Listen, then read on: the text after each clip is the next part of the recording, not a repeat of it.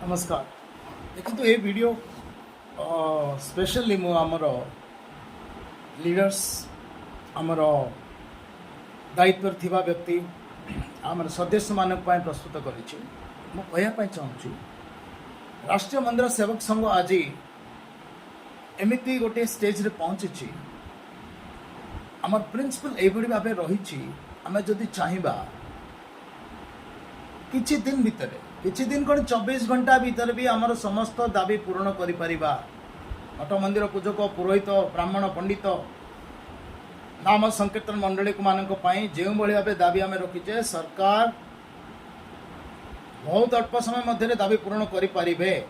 जेहेतु आमर वर्तमान राज्य एवं केंद्र में राइट लोक माने बसछंती आ एही समय आमे निश्चित भाव पूरण करि परिबा। किंतु प्रॉब्लम कोठी आसु आपण मन रखंतु आमर धार्मिक लक्ष लक्ष धार्मिक कर्मी मानकर शत्रु अच्छा से शत्रु माने डिस्टर्ब कर बारंबार ए संघ को भांगापी ए संघर जमी दाबी पूरण न हो से उपरे माने षड्यंत्र करुछंती। आज फेसबुक रे सोशल मीडिया रे गोटे आमर पोस्ट गला सेटा को नेगेटिव कमेंट करी माने बदनाम करुछंती।